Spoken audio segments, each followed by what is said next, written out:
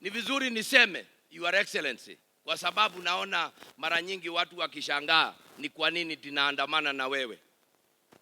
Hivi majuzi tumekuwa tukizungumza na wewe, na niseme hapa Udhaya, katika hospitali hii ya Mwai Kibaki, tayari mheshimiwa amesahau kusema umetupatia hospitali tuongeze manyumba na vitanda 120 na ukatupa nusu bilioni ya kuendeleza hiyo hospitali. Nataka nikushukuru. Nikarudi nikaja nikakwambia mambo yangu yamekwama pale katika PGH. Hospitali yangu ilijengwa 1927.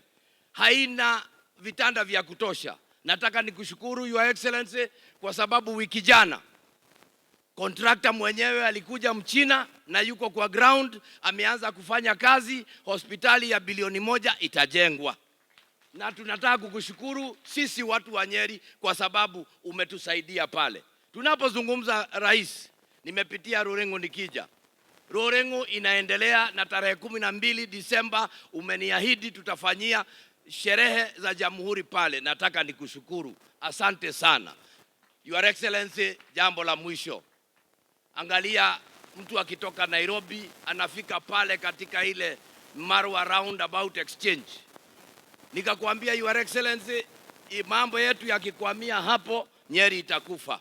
Ukatoa amri barabara iendelee, itoke hapo ifike Nyeri town, iende Muiga na iende kwa airport. Nataka nikushukuru.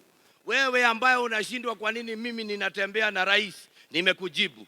Na hiyo ndiyo jibu langu. Na nitaendelea kutembea na rais kwa sababu anatenda. Tuko pamoja. Na basi ningetaka niwaombe wale watu wote ambao tuko kwa sasa, serikali iko kazini, inafanya kazi. Tulichagua serikali itufanyie nini? Kazi.